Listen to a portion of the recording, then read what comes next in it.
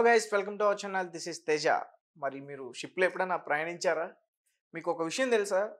షిప్లో జాబ్ చేసే వాళ్ళు 6 మంత్స్ అక్కడ ఉండి 6 మంత్స్ బయట ఉంటారు. అంటే ఒక 6 మంత్స్ వాటర్లో ఉండి 6 మంత్స్ భూమి మీద ఉంటారు. సో వాళ్ళ జాబ్ అలా ఉంటుంది. సో నావీ వాళ్ళ గురించి మీకు ప్రత్యేకంగా చెప్పక్కర్లేదు, మీ అందరికీ బాగా తెలుసు. కానీ నావీ గురించి అంటే షిప్లో ఉన్న ఆ ఇంజన్స్ గురించి కానీ, లేకపోతే షిప్లో ఉండే విధానం గురించి కానీ కూడా ఇవన్నీ కూడా మనతో పాటు ఎక్స్ప్లెయిన్ చేయడానికి మెరైన్ ఇంజనీర్ రాజశేఖర్ గారు ప్రస్తుతం మనతో పాటు ఉన్నారు. ఆయన్ని మరిన్ని విషయాలు అడిగే ప్రయత్నం మనం చేద్దాం. హాయ్ అన్న. హాయ్. సడన్గా షిప్ని ఒక ఒడ్డుకు తీసుకురావాల్సి వచ్చింది. ఓకే. సడన్గా దాన్ని ఒక ఒడ్డుకు తీసుకెళ్ళాలి. ఓకే. కానీ షిప్ మాత్రం ఒక సముద్రం మధ్యలో ఉంది. ఓకే. సో ఒకవేళ మీకు దగ్గరలో ఒక దొరికింది అనుకుందాం, ఏదో ఒక పోర్ట్ లాంటిది, ఆ! అక్కడికి తీసుకెళ్తారా? అట్లా మాక్సిమం అలా తీసుకెళ్లాల్సిన సిట్యుయేషన్స్ మెడికల్ ప్రాబ్లమ్స్ ఎప్పుడైనా అయినా గానీ, అటువంటి సిట్యుయేషన్స్‌లో ఇప్పుడు షిప్‌లో ఒకతనికి హార్ట్ స్ట్రోక్ వచ్చింది. వితిన్ ఈ టైంలో అతన్ని హాస్పిటల్‌లో జాయిన్ చేస్తే గానీ అతని ప్రాణాలు కాపాడలేము. అటువంటి సిట్యుయేషన్స్‌లో షిప్ నియర్ బై ఉన్న పోర్ట్‌కి డైవర్ట్ చేసేస్తారు. ఒకవేళ ఆ డైవర్ట్ చేసినా తొందరగా రీచ్ అవ్వలేదు అన్న టైంకి హెలికాప్టర్ తోటి వాళ్ళని పికప్ చేయడానికి ప్లాన్ చేస్తారనమాట. ఓకే. అంటే మేము నార్మల్‌గా కొన్ని ఛానల్స్‌లల్లా చూస్తామన్నా. ఆ! అంటే కొన్ని ఐలాండ్ అలాంటి ప్రదేశాలకెళ్ళినప్పుడు అక్కడ హ్మ్. జనసంచాకులు అంటే లైక్ మన మనుషుల్లానే ఉంటారు గానీ వాళ్ళ ప్రవర్తన అలా ఉండదు. మనుషుల్ని చూస్తే చంపేస్తారాళ్ళు. ఓకే. ఆ! అంటే అలాంటి వాళ్ళు ఎప్పుడైనా మీకు అలా ఏం లేదు. ఇప్పుడు హ్మ్. మా షిప్స్ అన్నీ కమర్షియల్ షిప్స్. హ్మ్. అక్కడ ఒక్కసారి మా షిప్ అక్కడికెళ్తుంది అనంటే, హ్మ్. ముందే అన్ని డీలింగ్స్ జరుగుతాయి. షిప్పు ఇంతకి ఈ కార్గో ఇంత రేట్‌కి అమ్ముడుబోతుంది అని మొత్తం బిజినెస్ డీలింగ్స్ అయిపోతాయి. సో, ఆ బిజినెస్ చేస్తున్న వాళ్ళకి ఐడియా ఉంటది. ఏ కంట్రీ సేఫ్, వాళ్ళ కార్గో సేఫా? సో, వెల్ డెవలప్డ్ కంట్రీస్, మంచి కంట్రీస్‌కే మాక్సిమం షిప్పింగ్ సంబంధించినవి ఎళ్తాయి. ఇప్పుడు మీరు చెప్పారు చూడండి, ఐలాండ్స్‌లో ఇట్లా జరుగుతది అని చెప్పి. అవి మామూలుగా టూరిస్ట్ పర్పస్‌లో కొంచెం ఎక్కువ ఎక్స్‌ప్లోర్ చేద్దాము అని చెప్పి కొందరు యూట్యూబర్స్ గాని, ఎవరైనా బయటికెళ్ళిన వాళ్ళు అవి కవర్ చేస్తారేమో గానీ, ఈ షిప్పింగ్ రిలేటెడ్ వాళ్ళకి అటువంటి వెరీ రేర్ అన్నమాట హ్మ్. ఎక్స్‌పీరియన్స్ అవ్వడము. ఓకే. సో మొత్తానికి షిప్ అనేది ఒక డేంజర్ అని చెప్పొచ్చా? లేదంటే నార్మల్ అని చెప్పొచ్చా? ఈ ల్యాండ్ అనేది డేంజర్, షిప్ అనేది సేఫ్. ఓకే. ఇక్కడ ల్యాండ్ మీద ఎన్నో రకాల క్రూర మృగాలు మనుషుల రూపంలో ఉంటారు. అక్కడ నిజంగా కొంచెం మొత్తం ఈ ప్రపంచానికి ఐ మీన్ ఈ భూమికి, ఈ జనాలకి దూరంగా ఒక చిన్న ప్రపంచంలో మేము ఉంటాం గాబట్టి, మమ్మల్ని మేము కాపాడుకోవాలి గాబట్టి, మేమక్కడ కొంచెం సేఫ్‌గా ఉన్నట్టు ఫీల్ అవుతాము. ఇక్కడ బయటికి రాగానే ఆహ్, ఏంటి జనాలు ఇట్లా తయారయ్యారా? ఇలా ఉంటదా? ఇన్ని పాలిటిక్స్ ఉంటాయా? అని మాకు అప్పుడప్పుడు అనిపిస్తది. అంటే మీరేంటంటే మీ ఆ షిప్‌లో చేసేవాళ్ళందరూ కూడా 2 లైఫ్స్‌ని ఎంజాయ్ చేస్తారన్నమాట. ఆ! భూమి మీద అలాగే వాటర్ మీద. ఆ! అంతేనా? అక్కడ ఎంజాయ్ జేస్తారు. హ్మ్. అక్కడున్నంత సేపు అరే! ఇంట్లో వాళ్ళని మిస్ అవుతున్నామే, ఇంట్లో వాళ్ళతో ఉంటే బావుండు, ఒక ఫ్యామిలీని మిస్ అవుతున్న ఫీలింగు ఉంటది. ఇక్కడున్నన్ని రోజులు అరే! షిప్‌కెళ్తే డబ్బులొస్తాయి గదా! హ్మ్. ఇంట్లో ఉంటే రావట్లేదా అని అలా 2 మెంటాలిటీస్ తోటి ఉంటారు. మామూలుగా షిప్‌లో వర్క్ చేస్తున్న వాళ్ళు 2 లైఫ్స్‌ని లీడ్ చేస్తారు. హ్మ్. షిప్‌లో ఉన్నప్పుడు ఒక రకంగా ఉంటది. ఇంటికొస్తే ఒక రకంగా ఉంటది. కాకపోతే మాకు ఎక్కడికెళ్ళినా గానీ ఈజీగా అలవాటయిపోతది. షిప్‌లో ఉన్నా గదా! 11 మంత్స్ ఇంటికి రాగానే అదే లైఫ్ స్టైల్‌లో ఉండాలన్నట్టు ఉండదు. ఇంటికి రాగానే ఆబ్వియస్‌గా నార్మల్ అయిపోతాం. ఇంట్లో ముందు నుంచి ఎలా ఉంటామో అలానే కంటిన్యూ అయిపోతది ఇంటికి రాగానే. ఓకే. అండ్ అలాగే కొన్ని షిప్‌లో డ్యామేజ్ అయిపోతాయి. అంటే హ్మ్. ట్రావెలింగ్ టైమ్‌లోనే డ్యామేజ్ అయిపోతాయి. అలాంటి షిప్‌లేమన్నా కనిపిస్తాయన్నా మీకు? డ్యామేజ్ అంటే ఇప్పుడు మా ఫ్రెండ్స్ ఏం చెప్పారంటే, కొన్ని కంట్రీస్ ఉంటాయన్నమాట. గల్ఫ్ కంట్రీస్, ఇరాన్, ఇరాక్ ఇటు సైడ్ హ్మ్. ఆల్రెడీ కొన్ని వార్స్ జరిగుంటాయి. అక్కడ ముందే జరిగాయి వార్స్. హ్మ్. జరిగినప్పుడు అక్కడ ఏవైతే మెర్చెంట్ నేవీ షిప్స్ కొన్ని ఉంటాయో వాటిని బాంబులతోటో దేనితోటో డ్యామేజ్ చేసుంటాయి. ఆ షిప్పులు సగం మునిగి అక్కడ ఉండడము హ్మ్. అటువంటివి ఉంటాయన్నమాట కొన్ని. వాటిని తీసినా లాభము ఉండదు. తీయాలి అన్నా చాలా ఖర్చన్నమాట. సో, అట్లనే వదిలేసిన డ్యామేజెస్ షిప్స్ ఎన్నో ఉంటాయి. హ్మ్. సో, అవి మనకేమి ఆ రూట్ నుంచి మనం వెళ్ళకుండా జాగ్రత్తగా చూసుకోవాలి. హ్మ్. మీరు ఇది అడిగారా నన్ను? ఒకవేళ షిప్ వెళ్తుంటే ఏమన్నా డ్యామేజ్ అవుతే ఎలా అన్నదా క్వెషన్ మనకిప్పుడు? అంటే కనిపిస్తాయని అడుగుతున్నా. ఆ! నేను చెప్పింది ఇట్లా డ్యామేజ్ అయిన షిప్స్ మాక్సిమం ఇట్లాంటి వార్ జోన్‌లో ఉన్న కంట్రీస్ ఇట్లా ఆల్రెడీ అక్కడ వార్ జరిగిన ప్లేసెస్‌లో అలా కనిపిస్తాయి. నార్మల్ ఓపెన్ సీలో అట్లా డ్యామేజ్డ్ షిప్స్ ఏమి కనిపించవు. అంటే అది కూడా ఎందుకు అడిగానంటే 'టైటానిక్' షిప్ సో దాని గురించి మీకు తెలుసు ఆ, బాగా. యా సో ఒక రియల్ ఇన్సిడెంట్ అది. సో యా దాన్ని సినిమా కూడా తీయడం జరిగింది, మనం యా చూసాం. కానీ ఆ షిప్ తీయలేకపోయారు బయటికి. నాకు ఆ, అదే ఆశ్చర్యం వేస్తుంది, ఒక షిప్ తీయలేకపోయారు బయటికి అని చెప్పేసి. ఆ షిప్ తీయాలి అని అంటే ఉమ్, తీసిన తర్వాత అది ఇప్పుడున్న సిచ్యువేషన్ ఏంటంటే విత్ ఇన్ నాకు తెలిసి ఇంకా 6 మంత్స్‌లో మొత్తం అది డిగ్రేడ్ అయిపోతది. ఆల్మోస్ట్ ఎన్ని ఇయర్స్ 100 ఇయర్స్ పైనే అయింది అది. 1912లోనో, 1914లోనో మునిగింది ఆ ఉమ్, షిప్. ఇప్పుడు దాని సిచ్యువేషన్ ఎలా ఉందంటే విత్ ఇన్ 6 మంత్స్‌లో మొత్తం ఆ ఆనవాళ్ళన్నీ పోతాయన్నమాట. ఉమ్, ఆ మెటల్ ఏదైతే ఉందో దానికి ఒక లైఫ్ అనేది ఉంటదన్నమాట. దాని మీద ఎన్నో బాక్టీరియా ఫార్మ్ అయ్యి, డీగ్రేడ్ అయ్యి అది మొత్తానికి మాయమైపోతది. మీరు లిఫ్ట్ చేయడానికి ఎంత టెక్నాలజీ యూజ్ చేసినా మళ్ళీ దాన్ని కరెక్ట్ వేలో లిఫ్ట్ చేయలేము. దాని బదులు దాని కోసం రిసర్చ్ చేసి ఇట్లా సెట్ ఏసి మూవీ తీయడం ఒక లాభం గానీ, అంత లోపలికెళ్ళి చేస్తే వాళ్ళకి ఎంతో ఖర్చుతో కూడుకుందనమాట. అంత డెప్త్ వరకు ఒక క్రేన్ టైప్ యూజ్ చేసి దాన్ని కింద నుంచి మోసి చాలా దాన్ని చూడ్డానికి టైటాన్ అని చెప్పి ఒక సబ్‌మర్సిబుల్ ఎళ్లి యాక్సిడెంట్ అయింది. మీకు తెలుసు కదా! అది ఎంత లోతులో ఉంది. మనుషులు ఒక ఐదుగురు ఒక చిన్న క్యాప్సూల్ టైప్‌లో సబ్‌మర్సిబుల్‌లో ఎళ్లి ఉమ్, యాక్సిడెంట్ అయిపోయి అందులో అందరూ చనిపోయారు. బిలియనీర్స్ కూడా ఉన్నారు అందులో. ఉమ్, మనుషులు ఐదుగురు వెళ్ళే ఒక చిన్నదే అంత యాక్సిడెంట్‌కి గురైందంటే, అంత పెద్ద షిప్‌ని అంత లోపల వరకెళ్లి దాన్ని లిఫ్ట్ చేయడం అనేది అసాధ్యం అన్నమాట. అంత ప్రెషర్ ఉంటది. ఇప్పుడు ఒక మీటర్ వాటర్ కిందకెళ్తే మన మీద ఒక 1 బార్ ప్రెషర్ ఉంటది. ఇంకొంచెం వెళ్తే ఇంకా ఒక 10 మీటర్స్ లోపలికెళ్తే వాటర్ ప్రెషర్ పెరిగి మనం ఓపెన్‌గా డీప్ సీలో వెళ్తున్న వాళ్ళు, స్విమ్మింగ్ చేసేవాళ్ళు, స్కూబా డైవింగ్ వాళ్ళకొక లిమిట్ అనేది ఉంటదన్నమాట. ఉమ్. అంతకన్నా లోపలికెళ్తే వాళ్ళు ఆ ప్రెషర్ తట్టుకోలేక ఊపిరాడక చచ్చిపోతారు. ఆ ప్రెషర్ ఫోర్స్‌కి చనిపోతారన్నమాట. సో, దానికి తగ్గట్టు అది ఫీజబుల్ కాదు కాబట్టి వాళ్ళు దాన్ని తీయలేకపోయారు 'టైటానిక్‌ని'. ఓకే. అంటే అలా యాక్సిడెంట్ అయినప్పుడు ఇప్పుడు పెద్ద పెద్ద కొండలు, మంచు కొండలండి మీకు ఎదురయ్యేవి. మంచుకొండలు. అప్పుడు 'టైటానిక్' జరిగింది మంచుకొండ వల్లనే. ఆ ఐస్‌బర్గ్ అనేది ఏదైతే ఉందో, హ్మ్. యాక్చువల్‌గా దీని గురించి చాలా రిసర్చ్ అవన్నీ చేసిండ్లనమాట. ఎందుకయింది అన్నది. వాళ్ళు హ్మ్. ప్రాపర్ వేలో ఏదైతే బైనాక్యులర్స్ ఉంటాయో, ఒకతను దాన్ని లాక్ జేసి ఎళ్ళిపోయాడనమాట. సో, కొత్తగా ఎవరైతే నావిగేషన్ చేయడానికి వాచ్ కీపింగ్ ఏమేమున్నాయో చూడడానికి వాళ్ళకి కనిపించలేదనమాట. అది లాక్ అయ్యి ఉంది కాబట్టి, ఆ బైనాక్యులర్స్ వాళ్ళ దగ్గర లేవు ఆ టైంకి. హ్మ్. సో, కరెక్ట్ అబ్జర్వ్ చేయలేదు. తర్వాత మామూలు కళ్ళతోటి చూస్తున్నప్పుడు అది దగ్గరకొచ్చేసింది. హ్మ్. మామూలుగా బైనాక్యులర్స్ ఏమన్నా యూజ్ చేసినా గాని వాడికి తెలిసేది అక్కడ ఐస్‌బర్గ్ ఉంది ఎళ్ళొద్దు అని చెప్పి. హ్మ్. అప్పుడప్పుడు ఐస్‌బర్గ్ ఎలా ఉంటదంటే పైకింత కనిపిస్తది. కానీ కింద కూడా ఉంటదనమాట. మనకి నీళ్ళ లోపల కూడా ఐస్ ఉంటది. ఓకే.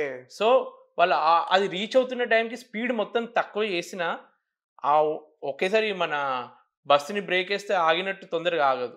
హ్మ్. దీని మొమెంటం అనేది ఇంత పెద్ద షిప్ ఇలా మూవ్ అవుతున్నది బ్రేకేస్తే ఆగేటట్టు ఉండదు మా షిప్.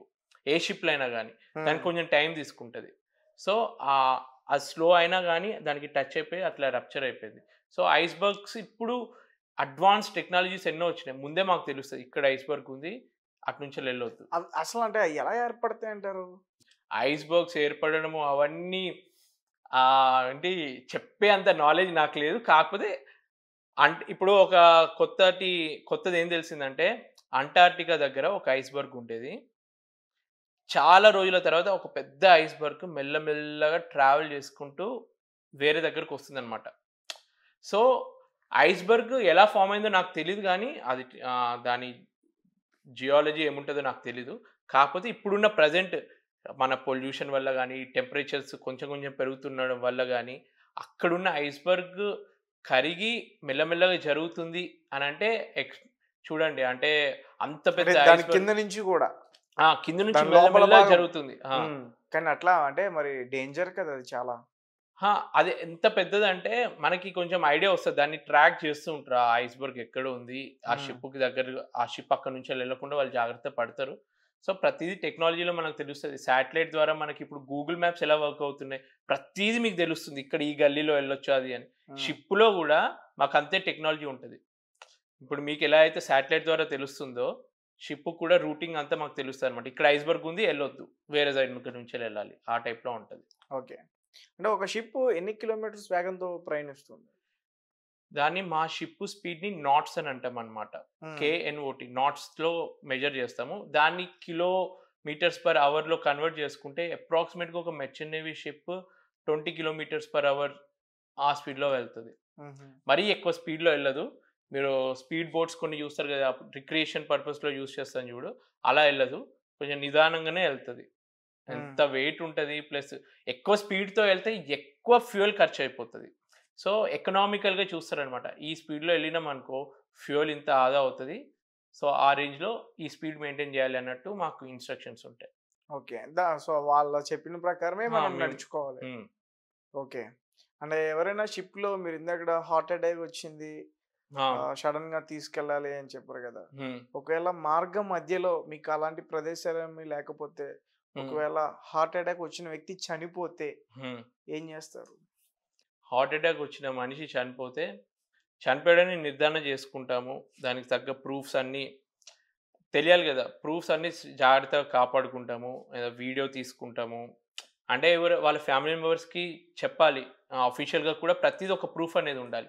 సో ఆ వ్యక్తికి మంచిగా క్లీన్ చేసి, ఒకవేళ చనిపోయిన తర్వాత క్లీన్ చేసి తనకు ఒక ప్యాకెట్ ఉంటదనమాట. బాడీని పెట్టడానికి ఒక ప్లాస్టిక్ టైప్ ఉంటది. దాంట్లో అతన్ని పెట్టి మాకు షిప్‌లో ఫిష్‌ని, మీట్‌ని స్టోర్ చేయడానికి ప్రొవిజన్ రిఫ్రిజిరేషన్ రూమ్స్ ఉంటాయన్నమాట. -20 టెంపరేచర్‌లో అప్రాక్సిమేట్ మెయింటైన్ చేస్తాము. ఆ రూమ్‌లో ఏదైతే బాడీ పెడుతున్నామో ఆ రూమ్‌లో సామానంతా మేము క్లియర్ చేసేస్తాం. ఎందుకంటే ఒక మనిషి శవంతో పాటు మేము తినే ఆహారాన్ని పెట్టలేము కాబట్టి, ఆ తినే సామాన్ని వేరే ఇంకో రూమ్‌కి షిఫ్ట్ చేసి ఆ మనిషిని మీట్ రూమ్‌లో ఉంచుతామన్నమాట. ఎందుకంటే నెక్స్ట్ ఏ పూటో మనకు తెలీదు. ఆ పూట వచ్చేంత వరకు ఆ బాడీని అందులో ఉంచుతారన్నమాట. ఈ కోవిడ్ టైమ్‌లో కొన్ని సిట్యుయేషన్స్ అంటే 6 మంత్స్ వరకు ఉంచరు. ఉంచరు. ఆ బాడీ కోసమైనా వేరే పోర్ట్ దగ్గరికి వెళ్తది. అది ఇంపార్టెంట్. ఇవన్నీ ఇన్స్యూరెన్స్‌లో కవర్ అయిపోతాయి. సో మనిషి చనిపోవడము, మనిషి ప్రాణానికి కొంచెం ఇంపార్టెన్స్ ఉంటది. కాకపోతే ఒక మనిషి చనిపోయిన షిప్‌లో చనిపోయిన తర్వాత అతని బాడీ వేరే ఫారిన్ కంట్రీలో చనిపోయాడు. అతని బాడీ ఇండియాకి రావాలంటే మినిమమ్ 30 డేస్, కొన్ని సందర్భాల్లో 6 నెలలు పట్టిన సందర్భాలు కూడా ఉన్నాయి. అంత ఒక్కొక్క టైమా? దేశానికి ఒక్కొక్క రూల్ ఉంటది. అప్పుడప్పుడు కోవిడ్ టైమ్‌లో ఏం జరిగిందంటే వేరే దేశంలో చనిపోయిన అతన్ని ఇగ మన దేశానికి పంపే ఛాన్స్ లేదని జెప్పి వాళ్ళ దేశంలోనే క్రిమేట్ చేసిండ్రనమాట. అది కోవిడ్ టైమ్‌లో. నేను రీసెంట్‌గా మా షిప్‌లో ఇప్పుడు ఇండియన్స్ తోటే వర్క్ చేశాను కదా! మన ఇండియాలో మన ఆంధ్రప్రదేశ్‌లో ఏంటంటే కొన్ని ప్లేసెస్ ఉంటాయి. వైజాగ్ నియర్ బై కళింగపట్నము, అలాంటి ప్లేసెస్‌లో ప్రతి ఫ్యామిలీ నుంచెల్లి సీఫేరర్. ఆ ఊరు మొత్తం షిప్‌లో వర్క్ చేసేటోళ్ళే ఉంటారనమాట. సో మా షిప్‌లో అక్కడి నుంచి ఒకతను ఉన్నాడనమాట. ఆయన చెప్పిన ఎక్స్‌పీరియన్స్ ఇంటే నాకు తెలిసిందనమాట.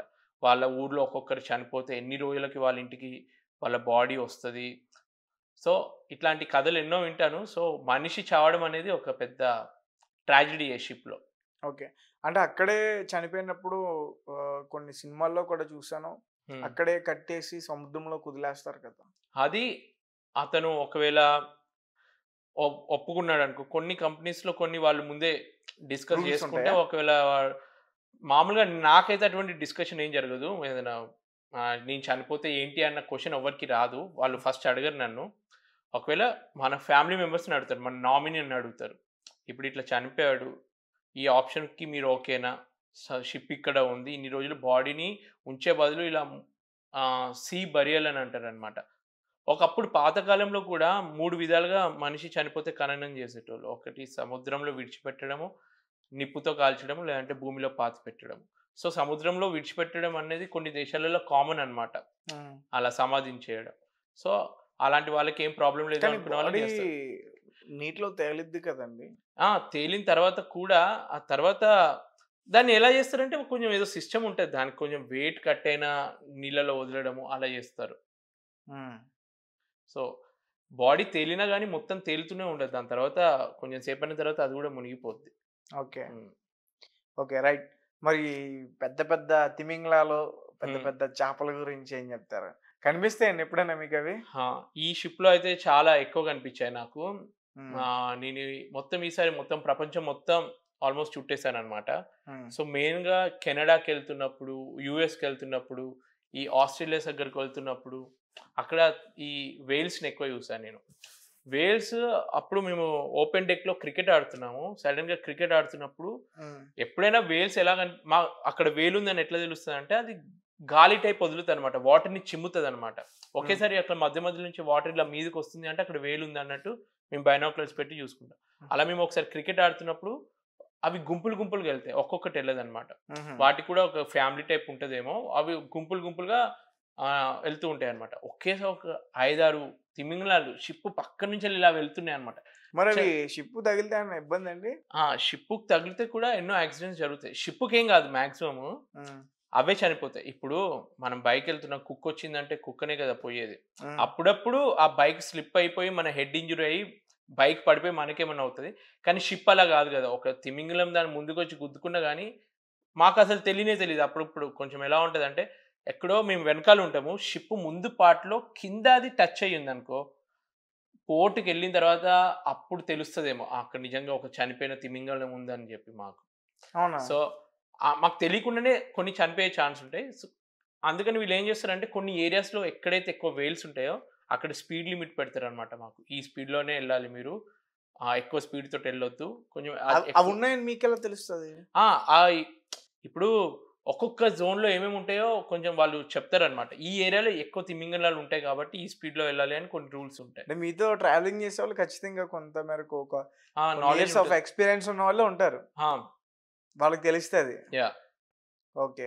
అంటే మీరు అంటే సముద్రం మధ్యలో చాలా అద్భుతాలు ఉంటాయి అక్కడ, మనం ఎప్పుడు చూడలేని విషయాలు చూడొచ్చు, తెలుసుకోవచ్చు అలా అని చెప్పేసి ఇక్కడ ప్రజలు ఎక్కువ మాట్లాడుకుంటూ ఉంటారు. అవును. అంటే కొంతమంది ఏమనుకుంటారంటే, అబ్బా సముద్రం మధ్యలో ఏముంటది, ఎలా ఉంటది, ఒకసారి వెళ్ళాలి చూడాలి. సో మీకేమనిపిస్తుంది? ఇప్పుడు మనము చంద్రయాన్ స్పేస్ మీద సన్ దగ్గరికి అవన్నీ పంపి మనం స్పేస్లో ఏముందో రీసెర్చ్ చేస్తున్నాం కదా. అసలు స్పేస్లో రీసెర్చ్ చేయడం కొంచెం ఈజీ, దానికన్నా ఎక్కువ కష్టం సముద్రంలో ఏముందో కనుక్కోవడం ఇంకా కష్టం. ఎందుకంటే ఇంత వాస్ట్, మన వరల్డ్ మ్యాప్ చూసుకుంటే అందులో 70% సముద్రమే. ఒక్కొక్క లోతు ప్రాంతంలో మనం కొన్ని రకాల ఫిషెస్, కొన్ని సీ యానిమల్స్ ఏంటో కూడా మనకు తెలిసి ఉండకపోవచ్చు ఇప్పటికీ. మనకు తెలియని ఒక ప్రపంచమే ఉంటుంది సముద్రం లోపల. మనకు తెలిసిన కొంత మనం టీవీలలో కానీ కొన్ని డాక్యుమెంటరీస్లో చూస్తాం, కానీ సముద్రం మధ్యలో ఇంకెన్ని రహస్యాలు దాగున్నాయో చాలా మందికి తెలియదు. ఎన్నో ఉంటాయి. యాక్చువల్గా నాకు దీని మీద రీసెర్చ్ చేసి కొత్త కొత్త ఇన్ఫర్మేషన్ కలెక్ట్ చేయడం ఇష్టం అనమాట. కొన్ని సామ్రాజ్యాలే సముద్రం లోపల ఉండిపోయాయి. ఇప్పుడు మీకు శ్రీకృష్ణుడి ద్వారక గురించి వినే ఉంటారు. ఒకప్పుడు అది ఒక పెద్ద టెంపుల్, చాలా రిచెస్ట్ టెంపుల్, అది సముద్రం లోపలనే ఉండిపోయింది. ఒక్కొక్క దేశంలో ఇప్పుడు అది పాతకాలంది. ఇప్పుడు కొత్తగా ఏంటంటే, మన బ్రిటిష్ వాళ్ళు మన సంపదని, మన హైదరాబాద్లో కూడా ఎంతో సంపద ఉండేది. ఒకప్పుడు మొత్తం ప్రపంచంలోనే ఎక్కువ సంపద ఉన్న ప్లేస్ మన ఈ హైదరాబాద్ నిజాం ప్లేస్లో డైమండ్స్ కానీ వెల్త్ చాలా ఉండేది. సో వీళ్ళు ఏం చేశారు, బ్రిటిష్ వాళ్ళు మన దగ్గర నుంచి వెళ్ళి కొంచెం షిప్పుల ద్వారా తీసుకెళ్తున్నప్పుడు ఒక ప్లేస్లో అది మునిగిపోయింది అనమాట. సో అది వెతకలేకపోయారు. ఇటువంటి ఎన్నో ఉన్నాయి హిస్టరీలో. ఇప్పుడు మీరు అన్నారు కదా టైటానిక్నే వాళ్ళు ఎందుకు తీయలేకపోయారని చెప్పి, ఇంత వెల్త్ ఉన్నది మునిగిపోయినప్పుడు కూడా వీళ్ళు వెతకలేకపోయారు. ఎందుకంటే ఆ కాలంలో అంత టెక్నాలజీ లేదు. ఎక్కడ అప్రాక్సిమేట్గా ఒక ప్లేస్ తెలుసు, కానీ అక్కడ కొన్ని సంవత్సరాల తర్వాత అది ఎక్కడెక్కడికో వెళ్ళి ఉంటుంది ఆ వెల్త్ అంతా. సో అవి కూడా కనిపెట్టలేకపోయారు అనమాట. ఎన్నో నిధులు ఉండొచ్చు లోపల, సముద్రంలో గోల్డ్ కూడా ఉంటుంది. సో మనకు తెలియని ఎన్నో ఉంటాయి అందులో. అర్థం కదా గోల్డ్ అంటే? గోల్డా? ఓకే. సో ఇప్పుడు గోల్డ్ అయితే గోల్డ్ మైన్స్ మీరు ఏదైతే చూస్తున్నారో అటువంటి సముద్ర భూగర్భం దాని కింద కూడా ఒక లేయర్ అయితే ఉంటుంది కదా, భూమికి సంబంధించిన లేయర్. కానీ అదంతా ఎక్స్ప్లోర్ చేయాలంటే చాలా కష్టం. మ్యాక్సిమం సముద్రం దగ్గరలో ఉన్నది ఆయిల్ని రిగ్ చేసి ఒక ఆయిల్ని తీస్తున్నారు, అటువంటివి జరుగుతున్నాయి. కానీ ఇంకా ఎన్నో చేయొచ్చు. Okay okay. అంటే సముద్రం ప్రెజర్ బట్టి కూడా అవి వస్తూ ఉంటాయి అంటే పైకి, హెవీ ప్రెషర్. సముద్రం ఒక్కరోజు ఒకలాగా, ఒక్కరోజు ఇప్పుడు ప్రశాంతంగా ఉన్నది all of a sudden rough అయిపోతుంది. ఇట్ డిపెండ్స్ అక్కడ ఒకేసారి ఏం జరుగుతుందో, ఆ క్లైమేటిక్ కండిషన్స్, ఆ ఎన్విరాన్మెంట్ ఎలా ఉందో. నాకు అప్పుడప్పుడు ఎదురుగా వర్షం పడుతున్నది కూడా కనిపిస్తూ ఉంటుంది. ఇలా షిప్ వెళ్తూ ఉంటుంది, అక్కడ మేఘం కనిపిస్తూ ఉంటుంది, వర్షం అక్కడ ఇక్కడ రాగానే వర్షం స్టార్ట్ అవుతుంది అని చెప్పి కూడా తెలుస్తుంది అనమాట. సో కొన్ని అద్భుతాలు అయితే అలా చూస్తూ ఉండొచ్చు. ఇప్పుడు ప్రెషర్, ఈ వేవ్స్ అనేది మనం ఎక్స్పెక్ట్ చేయలేము ఎప్పుడు ఎలా జరుగుతుందో. అంటే మీకు ట్రావెలింగ్లో మీరు తెలుసుకుంటారా ఇక్కడ వాటర్ ప్రెషర్ ఎంత ఉంది, అవన్నీ తెలుస్తాయి మీకు? మీరు అనేది ఎక్కువ వాటర్ వేవ్స్ ఎంత స్పీడ్లో వస్తున్నాయి, గాలి ఎంత వేగంతో వస్తుంది, ఇవన్నీ మాకు ముందే ఇన్ఫర్మేషన్ ఉంటుంది. ఓకే. హ్మ్. అంటే ముందు అంటే అంత మీరు కదా అక్కడ ఉండేది. మీకెలా ఇన్ఫర్మేషన్ వస్తది? మా షిప్ ఈ రూట్ ద్వారా వెళ్తుంది అని మేము ఆ ఆఫీస్‌కి ఇన్ఫార్మ్ చేసాం. వాళ్ళు ఒక వెదర్ రూటింగ్ కంపెనీకి ఇన్ఫార్మ్ చేస్తారనమాట. ఈ షిప్ ఈ రూట్‌లో ఎళ్తుంది. హ్మ్. ఈ ఎ వచ్చే 1 వీక్‌లో ఆ రూట్‌లో ఎట్లా ఉంటది వెదర్. ఇప్పుడు టీవీలలో మనకి వెదర్ ఫోర్‌కాస్ట్ రానున్న 24 గంటల్లో వర్షం ఇంత వస్తది అది ఎలా చెప్తారో, వెదర్ రూటింగ్ మాకు ముందే తెలుస్తదనమాట. మీచాంగ్ మొన్న వచ్చి మొత్తం చెన్నైని మొత్తం ఒక ఆట చెన్నైలో ఆడుకుంది. మన ఏపీలో కూడా కొంచెం ఇంపాక్ట్ అయింది దానిది. హ్మ్. సో అలాంటియేమన్నా మీకు ఎదురైనయా? మాక్సిమం అవుతాయి. రఫ్ వెదర్ ఉన్నప్పుడు కొన్ని సిట్యుయేషన్‌లో షిప్ నుంచి మా అకామిడేషన్ నుంచి మేము బయటికెళ్ళమనమాట. ఫుల్ రఫ్ వెదర్ ఉంటదనమాట. హ్మ్. బయటికెళ్తే ప్రాణాలు పోయే ఛాన్స్ కూడా ఉంటది. ఇంత పెద్ద అలలొచ్చి బయట పడే ఛాన్స్ ఉంటది. ఆ ప్రెషర్ మనం అనుకుంటాం వాటర్ ఏముందిలే ఉట్టి అల వచ్చి తాకితే ఏమవుద్ది అని అనుకుంటాం గానీ, ఆ ప్రెషర్ ఎంతుంటదంటే ఒక ఇన్సిడెంట్ షిప్పింగ్‌లో జరిగే యాక్సిడెంట్స్ ఎలా ఉంటాయంటే, ముందటికెళ్ళి యాంకర్ కరెక్ట్ సెక్యూర్ అయిందా లేదా అని చెప్పి చెక్ చేయడానికి ఒక చీఫ్ ఆఫీసర్, ఒక బోసన్ ఇద్దరెళ్ళిండ్లనమాట. అప్పటికి కెప్టెన్ అన్నాడు ఆహ్, కెప్టెన్‌కి వీళ్ళు చెప్పిళ్ళనమాట. "ఒకసారి ఎళ్లి చూడు" అని కెప్టెన్ వాళ్ళకి ఆర్డర్ ఇస్తే అన్నాడు, "రఫ్ వెదర్ గదా! ఇప్పుడు మేమెళ్తే మాకు సేఫ్టీ లేదు" హ్మ్. అని అన్నాడనమాట చీఫ్ ఆఫీసర్. అయితే కెప్టెన్ "నువ్వు వెళ్ళకపోతే నేనే ఎళ్తా" అని అన్నాడు. "అరే! కెప్టెన్ నువ్వేం ఎళ్తావు నేనే ఎళ్తానులే" అని చెప్పి చీఫ్ ఆఫీసర్ ఇంకా బోసన్ ఎళ్ళిండ్లు. ఎళ్లి అక్కడ సెక్యూర్‌గా అంతా బానే ఉంది అని చెప్పి షిప్ ముందటి వరకెళ్లి చూసి, మళ్ళీ వెనక్కొస్తున్నప్పుడు ఒక అల వచ్చి వాళ్ళకి తాకి, అక్కడికక్కడే ఇద్దరు ప్రాణాలు పోయాయి. వాళ్ళ ప్రాణాలు గూడా ఎలా పోయాయంటే, ఒక రైలింగ్ అనేది ఉంటదనమాట. హ్మ్. ఇన్ చాలా చిన్నగుంటది. ఇంత గ్యాప్ ఉంటదనుకో, ఆ మనిషి ఇట్లా ప్రెషర్ తోటొచ్చి మనిషి బాడీ అందులో ఇరుక్కుపోయింది. అంటే బెండ్ అయిపోయి సో, అంత ప్రెషర్ ఉంటది. నిజంగా వాటర్‌కి ఇంత ప్రెషర్ ఉంటదా అని చెప్పి అలాంటి ఇన్సిడెంట్స్ చూస్తే అర్థమవుతది మనకి. అంటే అది మీరు చూసిన ఇన్సిడెంటా? ఆ! నేను విన్న ఇన్సిడెంట్. నేను కళ్ళారా చూడలేదు. అలా జరుగుతాయి అని చెప్తున్నాను. ఓకే అన్న. రైట్. సో మొత్తానికి చాలా బాగా మాకు షిప్‌లో ప్రయాణాన్ని మాకు చాలా బాగా వివరించారు. హ్మ్. అండ్ మరిన్ని విషయాలు కూడా మీతో తెలుసుకునే ప్రయత్నం నేను మళ్ళీ ఒక ఇంటర్వ్యూలో ట్రై చేస్తాను. So sure. Thank you so much అన్న. సో గైస్ చూసారు కదా! సో ఇంకా ఈయన చెప్పిన విషయాలు మీకు తెలుసుకోవాలనిపిస్తే ఆయనకి ఒక యూట్యూబ్ ఛానెల్ ఉంది. రాజ్ అద్వితి అనే ఒక యూట్యూబ్ ఛానెల్ ఉంది. దాన్ని మీరు సెర్చ్ చేయండి. ఖచ్చితంగా చాలా మంచి వీడియోస్ ఉంటాయి అందులో. నేను వాచ్ చేశాను. మీరు కూడా వాచ్ చేయండి. చాలా చాలా సంఘటనలు మీరు తెలుసుకోవచ్చు. And thank you for watching. Thank you so much.